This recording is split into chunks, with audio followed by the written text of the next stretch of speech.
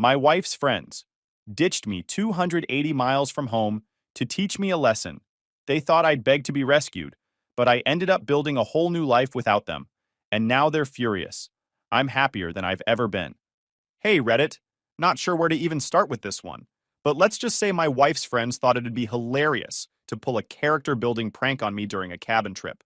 What happened next ended up changing everything about my life, just not in the way they planned.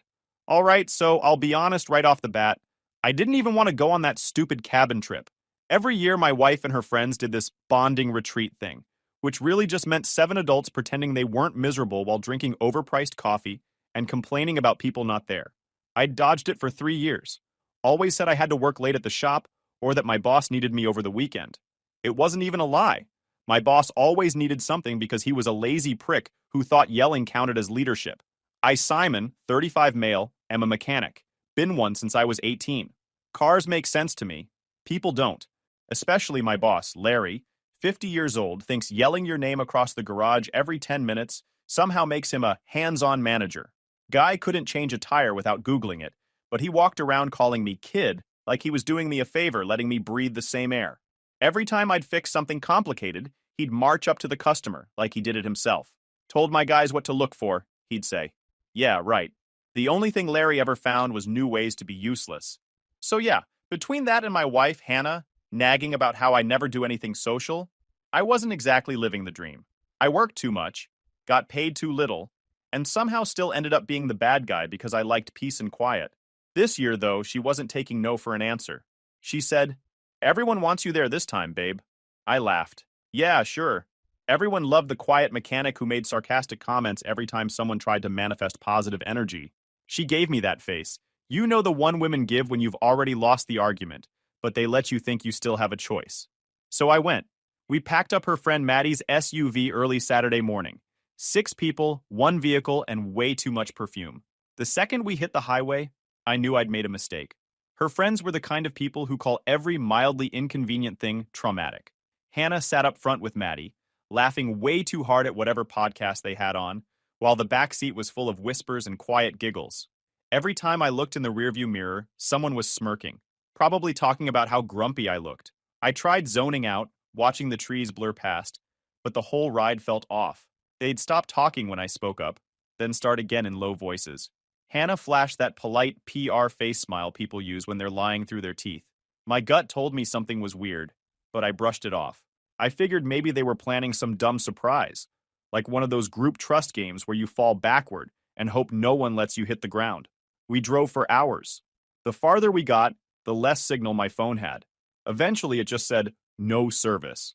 The road turned to dirt, and then to what looked like a logging trail. I half joked, "You sure this is the right way and not where horror movies start?" Nobody laughed. They just exchanged glances. Finally, we pulled up to the cabin. Big wooden place sitting on a patch of dirt surrounded by endless trees. Maddie said she'd booked it from some local guy who rents it out every summer. Apparently, it belonged to an older man in town who lets people use it for off-grid weekends. No other houses in sight. Just silence and the sound of the SUV's engine cooling off. The air smelled like pine and old rain. Cute, right? Maddie said, hopping out. Yeah, I said. If you like places where murders go unsolved. Perda. They laughed politely, but nobody denied it. I hauled our bags out while the rest of them acted like they were setting up camp for a reality show. Hannah ran around pointing out rustic charm, creaky floors, dusty curtains, and a fireplace that looked like it hadn't worked since the 80s. At dinner, they kept sharing inside jokes I didn't get. Every time I asked what was funny, someone said, "Oh, nothing," in that way that obviously means, "It's about you." Hannah was overly sweet the whole night, acting like I was some fragile guest who might break if she didn't hold my hand every 5 minutes. When I offered to help clean up, Maddie waved me off. "You've done enough today, hero," she said with a grin. I remember thinking, what the hell does that even mean? Hannah came to me wearing that fake smile again. "You okay?" she asked. "Yeah, just soaking in all this fresh air and awkward tension," I said. She rolled her eyes but didn't argue. "Try to have fun, please." "For me?" "Sure," I said, even though we both knew I didn't mean it. When we went to bed, I couldn't shake the weird feeling. The laughter, the looks, the overpacked supplies, everything felt staged. I told myself I was just tired, maybe being paranoid. But deep down, something in my gut whispered this trip was going to go sideways.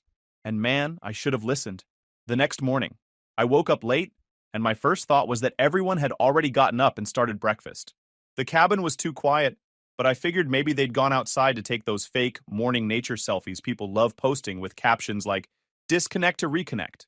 I rolled out of bed, pulled on my jeans, and walked into the main room. Empty. Not just quiet, empty. The chatter, the giggles, the fake cheer, it was all gone. Every bag, jacket, and piece of luggage that wasn't mine had disappeared. At first, I thought maybe they'd gone for a hike. I checked the kitchen also, nothing but something stuck to the table. A bright yellow sticky note, right in the middle. It said, "Build some character." I just stood there for a second, staring at it. My brain needed a minute to process. That was it. No explanation, no joke, no back in 10. Just those 3 words and a stupid smiley face. I stepped to the window, and that's when I heard it. Laughing. Loud, obnoxious, echoing across the trees. I looked out just in time to see the SUV bouncing down the dirt path. Hannah's blonde hair was sticking out the passenger window. Maddie was in the driver's seat. Someone in the back had their phone up, recording. They were laughing so hard they were practically crying. For a second, I couldn't move. It felt unreal, like I was watching someone else's nightmare. Then the shock turned into something else. Heat. Anger. I shoved the door open and ran onto the porch. "Are you kidding me?" I shouted. The SUV didn't stop.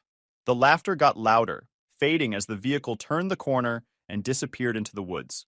Dust kicked up behind them, floating in the air like smoke. I stood there in the middle of nowhere, barefoot, the note crumpled in my hand. I swear I could still hear them laughing long after they were gone. At first, I wanted to grab my phone, call someone, anyone. But when I looked at the signal bar, it said exactly what I expected.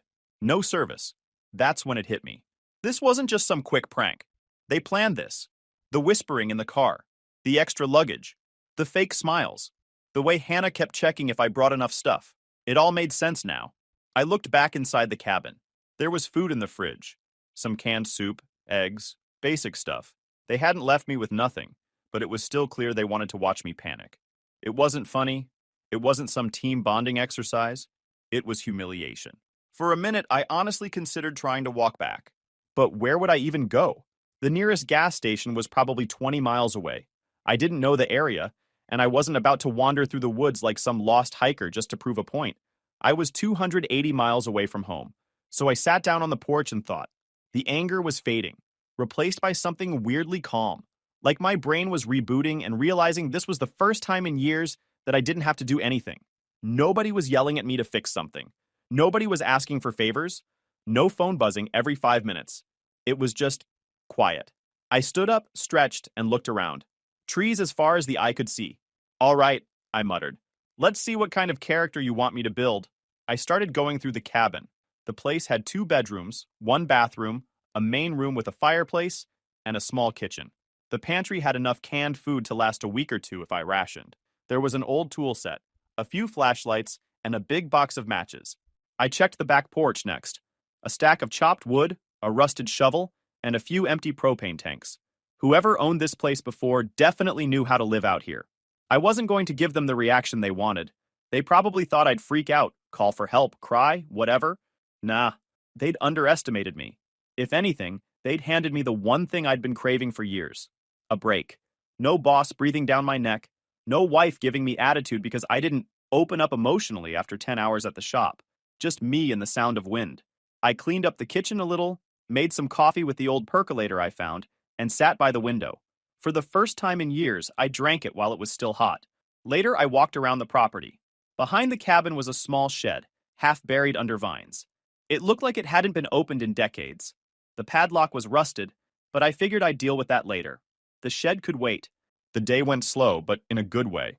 I found a few fishing poles in the corner of the porch, and I made a mental note to check out that creek tomorrow. The sky was turning orange by the time I went back inside. They thought this would break me.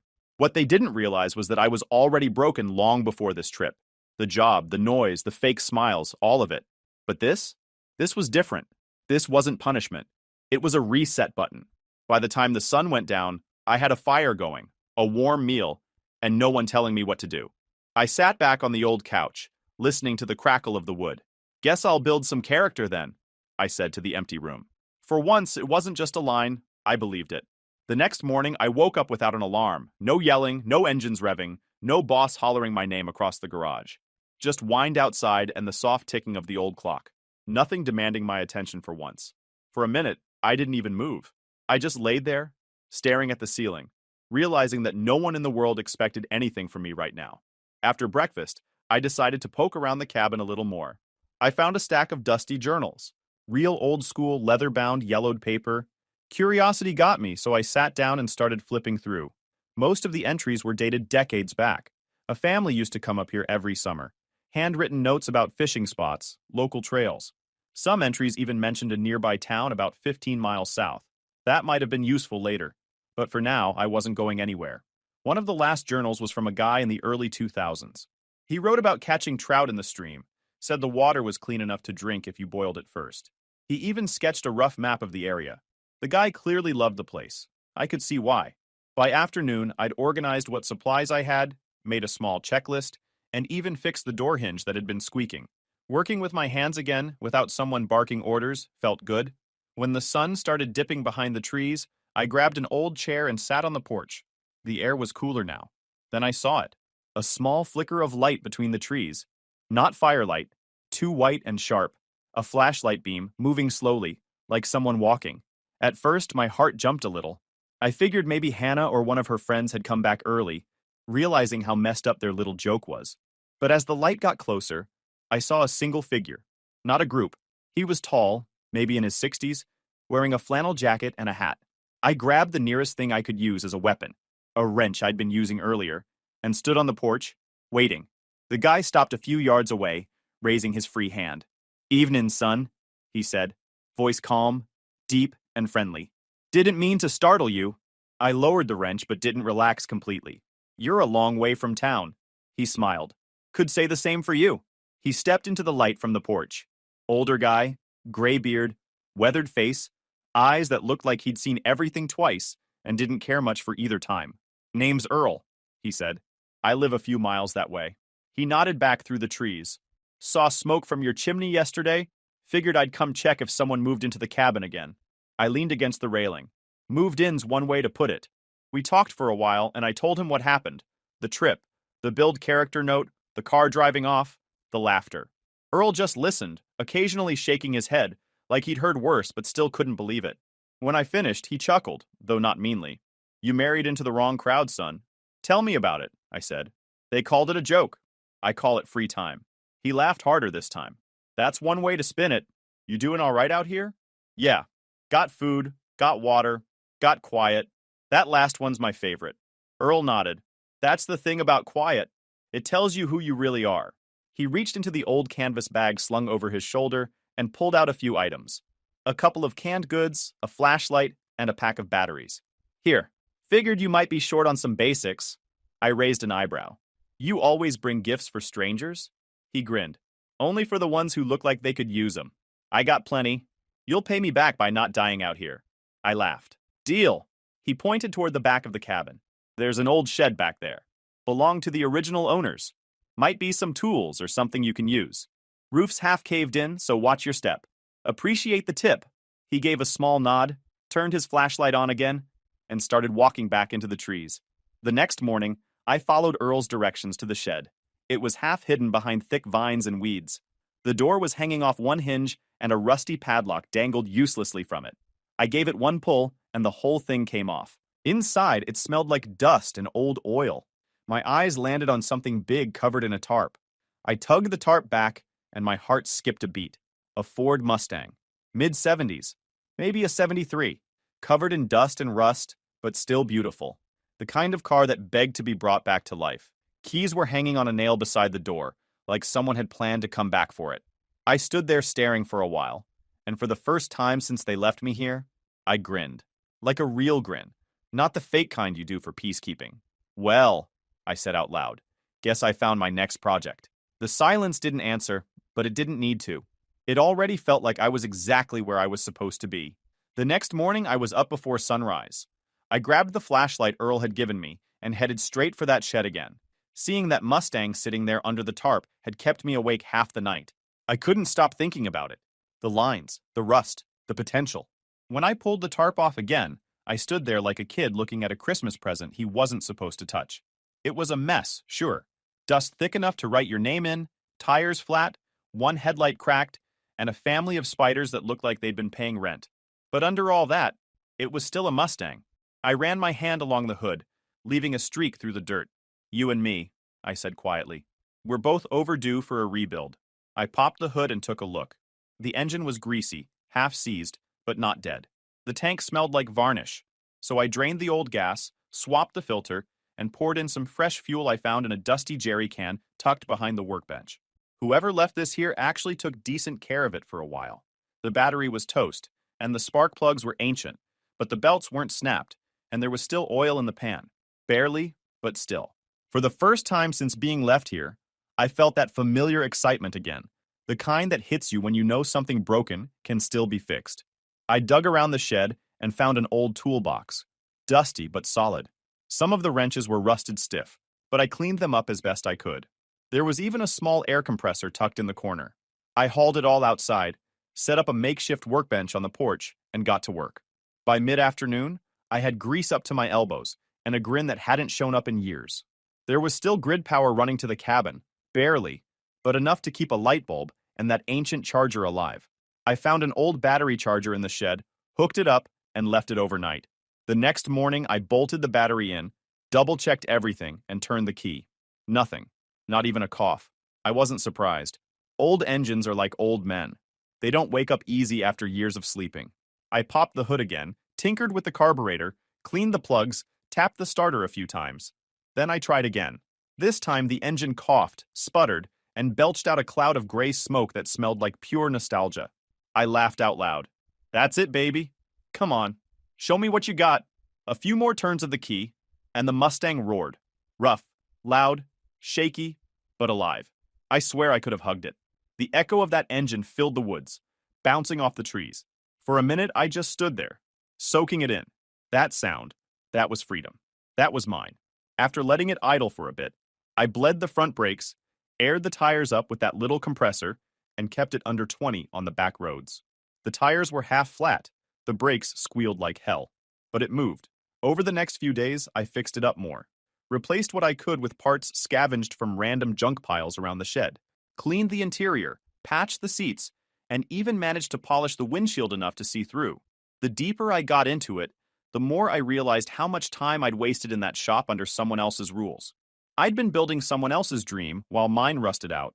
When I was finally satisfied that the car wouldn't fall apart under me, I filled a couple of jugs from the creek for water, packed some canned food, and decided to drive to the town I'd read about in those old journals. When I finally trusted the old girl enough to move, I tossed a spare belt in the trunk and packed a jug of creek water, just in case she coughed halfway there. 15 miles later, I hit pavement. Cracked, faded, but still smoother than I expected. Then came the signs of life. An old gas station, a general store, a diner with a flickering open sign. The town looked like something out of a postcard that hadn't been updated since 1985. A few people stood outside the diner talking, one guy sweeping the front steps. When they saw the Mustang roll up, every head turned. I parked out front and got out. My clothes were still stained with grease, but I didn't care. As soon as I hit Main Street, my phone buzzed like it had been waiting for miles. 3 bars suddenly popped up out of nowhere. A woman in her 50s with graying hair came out, wiping her hands on an apron. You drive that thing all the way up here? She asked. Just from the woods, I said. Brought it back from the dead. Inside, the diner smelled like coffee, bacon, and something fried. I ordered the cheapest breakfast plate on the menu and inhaled it. The waitress kept looking at me like she wanted to ask something. So I finally said, "Go ahead." "You new around here?" she asked. "Sort of. Got left up at the cabin a few miles north." Her eyebrows lifted. "Left?" "Yeah," I said. "Long story involving bad humor and worse friends." She laughed. "Well, you're not the first city guy to get ditched out here. You staying?" "Maybe. Thinking about it."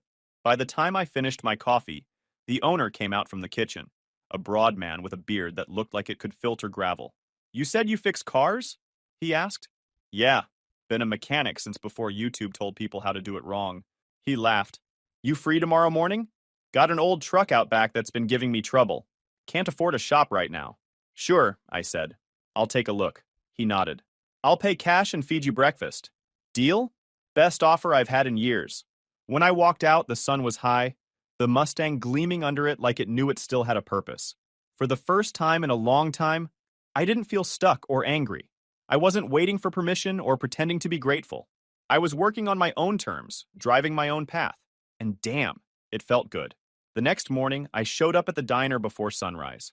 The owner, guy named Rick, was already outside, wiping his hands on a rag and staring at an old blue Chevy pickup parked behind the building. "Morning," I said, stretching. He grunted. "Morning. You weren't kidding about showing up early." "I'm a mechanic," I said. "We're born tired." The truck wasn't in great shape. After 20 minutes, I found the problem: cracked fuel line and a bad gasket.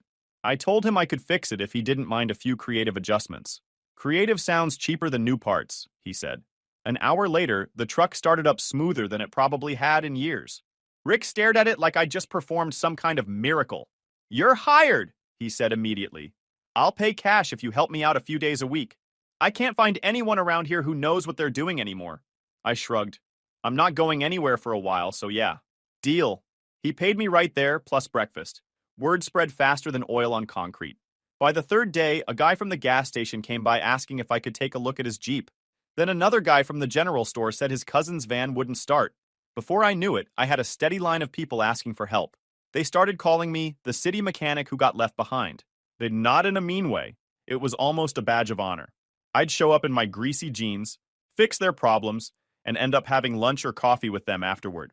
One guy, Tom, ran the local hardware store. He offered me a small shed behind his shop to use as a workspace. I cleaned it out, set up my tools, and by the end of the week, it looked like a mini garage.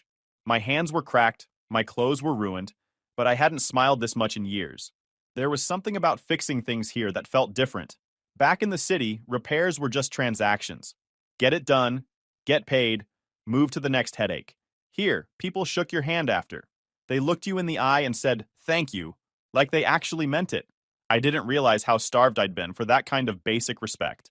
A few days later, I finally checked my phone. It had been off since I'd left the cabin to find the town. When I turned it on, it lit up like a Christmas tree. 47 unread messages, 13 missed calls, and a handful of voicemails. The first few were from Hannah. "Okay, haha, very funny. You proved your point. Come back now. You're really milking this, huh? Fine, stay a few days. Maybe it'll help you calm down. Can you at least text me so people stop asking where you are?" Then they got worse. "You're making me look bad. Everyone's asking questions. This is getting embarrassing. Stop acting like a child. If you wanted attention, you could have just said so." I scrolled through all of it and laughed quietly. She had no idea. To her, this was still some game. She couldn't imagine that maybe I didn't want to go back. I put the phone down, wiped my hands on a rag, and went back to work on an old carburetor that had been giving me trouble. The smell of oil and metal beat the smell of overpriced perfume any day. After a week, I realized something crazy. I hadn't thought about home once.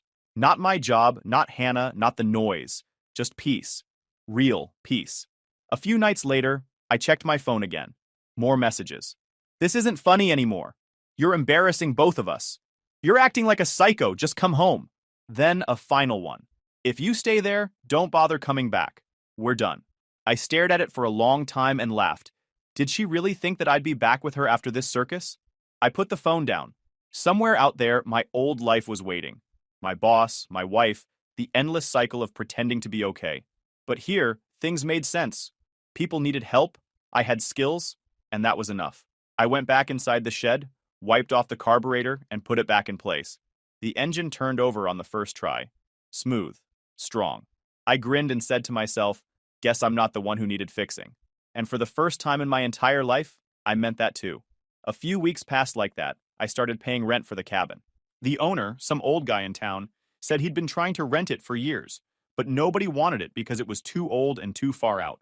Worked fine for me. Cheap, quiet, and all mine for the time being. Then one afternoon, I pulled up to the cabin after work, and there they were, Hannah and her friends. An SUV parked crooked in the dirt, like they'd shown up in a hurry. I cut the engine and just sat there for a second, watching them standing near the porch. They were all dressed like they were filming an ad for expensive hiking gear, sunglasses, fake smiles, the whole "we didn't do anything wrong" vibe. Hannah was at the front, hands on her hips, shifting her weight like she was about to lecture me. Maddie stood beside her with that smug grin she always had, and the others hung back pretending to look concerned. I got out of the car slowly, wiping my hands on a rag, still in my work shirt with my name stitched on the pocket. Wow, I said. You guys took a wrong turn or just remembered I exist? Hannah sighed like she'd been waiting for that line. We didn't think you'd actually stay here, she said. You made your point, okay? It was a joke that went too far. Too far, I repeated. You mean the part where you abandoned me miles from home? Or the part where you filmed it like a prank video? Maddie rolled her eyes. Oh, come on, don't be dramatic. We left you food and you clearly survived. You should be laughing about it now. Yeah, I said. I laughed, just not the way you wanted. Hannah stepped closer, forcing a sweet tone that didn't match her face. Look, can we not do this here? You're really embarrassing me. People have been asking where you are. Tell them I'm working, I said, walking past her toward the porch. Honest living, you know. It's that thing people do when they're not busy pulling stunts for attention. Her jaw tightened. You think you're better than us now? I turned around. No, I just think I'm done pretending I'm not. That landed harder than I expected. Maddie crossed her arms, muttering, Unbelievable. One of the other friends tried to play peacemaker. Okay, this doesn't have to get ugly. We came here because we care, and we wanted to make things right. Right, I said, leaning on the porch railing. You cared so much you vanished before breakfast. That's real friendship right there. Hannah's fake sweetness cracked. You're seriously overreacting. We were joking. Everyone thought it'd be funny. She continued, You're making this harder than it needs to be. Just come home. I smiled a little. I am home. Hannah's voice went sharp. Don't start with that. You don't belong here. You have a job. A house. Had a job. I cut in. And the house? You can start paying the rent by yourself. I'm not going back. Stop being childish, she snapped. This whole thing was supposed to teach you something. I laughed, low and steady. Yeah, it did. You told me to build character. I did. They went silent. Even Maddie didn't have a comeback for that. I stepped down off the porch and walked toward my car. You know, it's funny, I said. You all thought I'd beg to come home, that I'd panic or fall apart. But you did me a favor. I got rid of all the noise. And without that noise, I finally saw what mattered. And what's that? Hannah asked. Me, I said simply. My life. My peace. The part of me you kept trying to fix when nothing was broken except your expectations. Her lips trembled, and for a second, I saw her mask slip. The tone changed fast after that. The performance dropped. Whatever act she'd been rehearsing fell apart in a second. Hannah's voice shook as she tried to guilt me again. You're ruining everything we built together. What did we build, Hannah? I asked. A marriage where you treat me like a prop in front of your friends? A life where I hate waking up every morning? You didn't build anything. You maintained a routine. She started crying then, or maybe pretending to. I couldn't tell anymore. I just wanted you to be stronger, she said. I nodded slowly. You got your wish. I'm stronger now. Just not for you. For a long moment, nobody said a word. Just the wind moving through the trees and a loose board on the porch creaking under my boot. Finally, Maddie huffed. You're unbelievable. We drove all the way up here for nothing. Pretty much, I said. But hey, thanks for stopping by. I was starting to wonder if I'd have to send you a thank you card. Hannah looked at me like she didn't recognize who I was. Maybe she didn't. Maybe this was the first time she was seeing the version of me that didn't fold, didn't apologize, didn't chase her approval. When they realized I wasn't budging, they gave up. Hannah turned away first, muttering something under her breath. The others followed, stomping back to their SUV. Doors slammed, engines started, and just like that, they were gone again. The same dirt road, same sound of tires fading into the trees. I looked down at my hands, still stained with grease, and couldn't help but laugh to myself. Build some character, I said out loud. Yeah, nailed it. And then I walked back into my cabin, brewed myself some coffee, and sat by the window. The silence felt different this time. Not just peaceful, but earned. They wanted me to prove myself, and I did. Just not in the way they ever expected. 6 months later, everything in my life looked different. The cabin wasn't just some survival spot anymore. It was home. I ended up buying it from the owner, a retired logger who was shocked anyone even wanted the place. He practically begged me to take it off his hands for cheap, saying, Son, if you can stand the quiet, it's yours. I signed the papers that same week. When I mentioned the old Mustang in the shed, he laughed and said, That hunk of metal? If you really got it running, it's yours. Title's probably still in the glove box somewhere. My work in town had picked up big time too. Rick from the diner introduced me to a guy named Dale, a quiet, older mechanic who'd been running a one-man garage for years but was ready to slow down. We hit it off instantly. Same humor, same work ethic, same mutual hatred for clueless customers who thought duct tape could fix anything. After a few weeks of helping him out, he offered to split the rent and let me co-run the shop. We called it Iron Ridge Auto, mostly because the town was near Iron Ridge Trail, and partly because it sounded like something that belonged on a sign. We didn't do advertising. Word of mouth did all the work. Soon, we had people coming from 3 towns over just to get repairs. They liked that we didn't talk down to them or overcharge them like the city shops did. By the end of the first month, we were booked solid. That was more respect than I ever got back home. Speaking of home, word got around eventually. Hannah's version of events made its way back to me through a mutual friend online. Apparently, she was telling people I'd had a breakdown and ran away from everything. She said I couldn't handle the pressure of marriage or work, and that she'd tried to help me, but I'd lost my mind. I almost laughed when I heard that. If living in peace, owning property, and running a business counted as a breakdown, then yeah, I was totally broken. I didn't bother correcting her. Let her have her story. People like her need to be the victim in every version of life they tell. As the months passed, I started to really fit in around here. When the 1-year anniversary of being abandoned rolled around, I decided to do something small to mark it. Not a pity party, more like a thank you to the people who had unknowingly helped me rebuild my life. I set up a grill outside the cabin and invited everyone who'd been part of my new start. Rick, Dale, a few of the diner regulars, the store owner, and even Earl, the old man who'd first found me and given me those supplies. They all showed up, bringing food, tools, stories, and laughter. Halfway through the night, while I was flipping burgers, my phone buzzed on the porch table. Unknown number. I almost ignored it, but something made me look. I heard you bought that place up there. I hope you're happy. No name, but I didn't need one. I stared at it for a second, then looked around me. Real people laughing, kids chasing each other, music playing, stars starting to break through the sky. I typed 2 words back, I am. Then I deleted the number for good. I thought about everything that led me here. The crappy job, the fake friends, the build character prank that was supposed to humiliate me. Funny thing is, it worked. It built character all right, just not the way they planned. They tried to make me the joke, and I turned it into a fresh start. They left me behind, and I built a life they couldn't touch. And sitting there on that porch, with the Mustang parked nearby and the quiet hum of crickets filling the air, I realized something simple. They'd freed me. The biggest favor they ever did was walking away laughing, thinking they'd won. Because that's when I finally stopped living for anyone else. YouTube just dropped this new hype feature. If you're hooked on this story, smash that hype button. It tells YouTube this video deserves to blow up, and it keeps even crazier stories coming your way.